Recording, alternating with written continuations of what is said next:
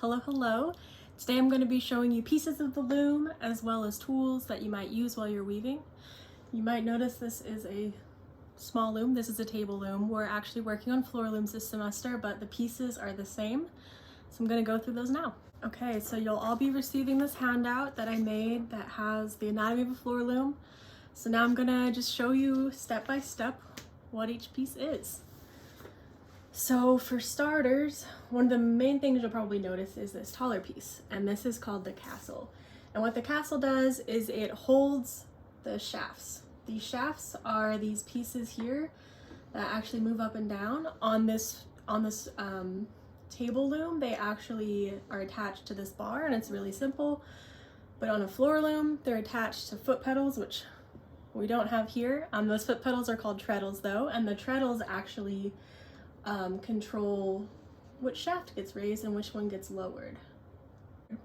And on the shafts are these little pieces, they're called heddles. On some looms they're made of cloth or string like mine are, and then on others it's more common to actually be made out of metal, and they look kind of like a giant needle with like a needle hole right in the center, and in those holes is where the strings are actually passed through, and whenever it's threaded correctly, that actually allows the loom to move up and down, raising and lowering certain strings, and that's where we get our patterns from.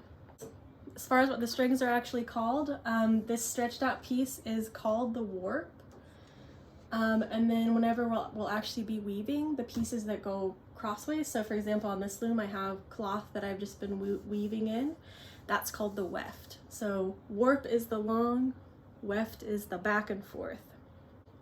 So when the shafts are raised and lowered, there's actually space that's made between the warp strings, and that is called the shed.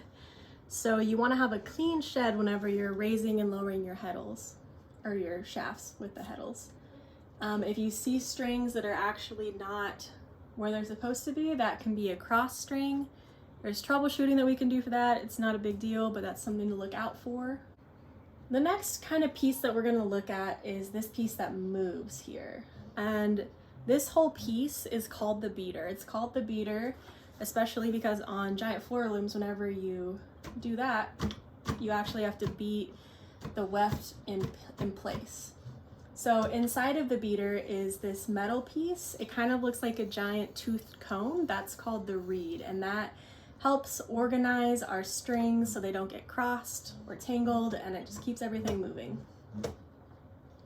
So our next piece is this piece here. So this is the front of the loom. This is where you would be sitting. So this piece is called the breast beam because you're often working with your chest up against it.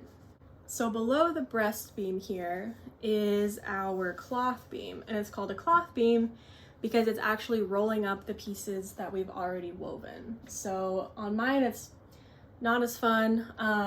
You just kind of roll this by hand, but on the giant floor looms, there's actually a crank that you roll, and it clicks really loudly, so you know you're actually rolling.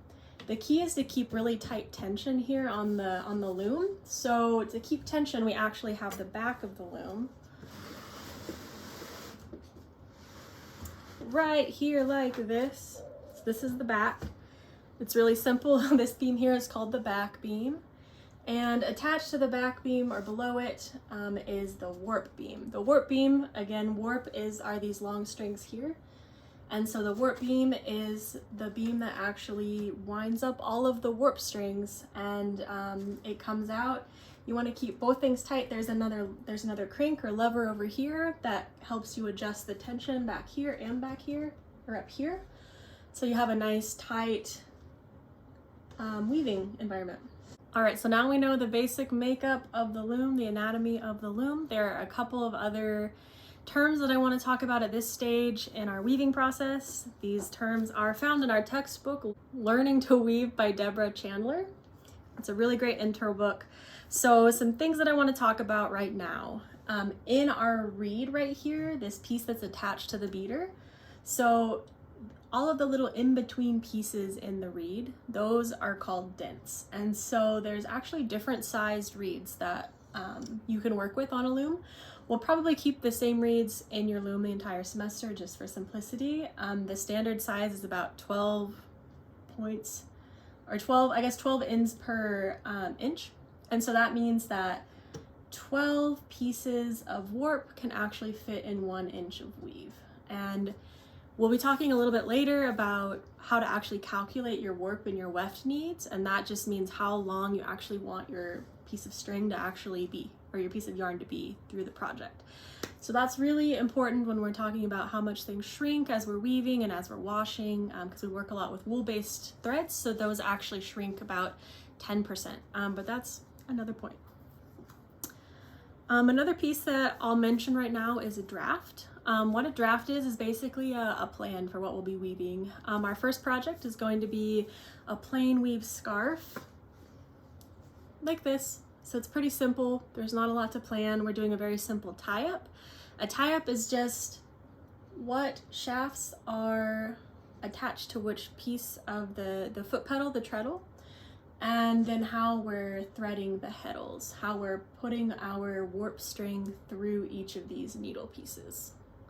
So we don't really need to do a draft or a drawdown of that particular pattern because it's very straightforward and standard, but we will cover that especially whenever we're doing plaid designs and whenever we start to do our overshot final project. Another term is called dressing the loom, and that literally just means getting the loom ready to be woven. So this will be a later piece as well, but essentially we'll be threading things through. We'll do front to back. That's our style. I find it to be easier. That's the way I learned. So we'll be taking our warp string and we'll be threading it through the reed, and then we'll thread it through our heddles in a particular order, and then finally we'll take it through the back and tie it up here, and then you wind it, and that's how we get the tension. As far as assistive tools go, whenever we're working with the loom, there are 2 main pieces that we'll be using as we're actually dressing the loom or preparing our thread to go through the loom. So the first piece is called a threading hook. I use a crochet needle. It's the same basic idea. All you want is a long tool that has a hook on the end. And what this does, or what this helps to do, is actually take each of our little pieces, our heddles, and we slide our threading tool through the heddle, and then that allows us to pull our string through, much like if you're threading a needle. That's basically what we're doing with this tool. The other tool that's really helpful is a sleigh hook. A sleigh hook is what we use for the reed. So a lot of times we'll say we're slaying the reed, which sounds pretty cool. And all that means is we're going to take our sleigh hook and pull it through the reed, and then again that piece of string just hooks on the card. So I use an old credit card or membership card, and the thread gets hooked in this little notch. But we actually have real tools that do this, but they all work the same basic way. The other piece that we'll be using while we're actually doing our weaving is this. This is called a boat shuttle. So the boat shuttle has a couple of pieces. So it actually has a bar that raises up. So it raises up like that, and that allows us to put on these spools. Spools are what holds our yarn, our thread. And we have a special tool that helps us actually wind the thread onto the spools quickly. You can also do it by hand. It's very easy, but once you get this spool threaded, you just put it on the boat shuttle, and then there's a little slot here, and that's where our string actually goes through, like that. Okay, and then this boat shuttle is really helpful whenever you have a large loom and you raise one of your pieces, and then you just slide it through the open shed area, and then that is what helps us keep our string, our weft pieces, to actually weave.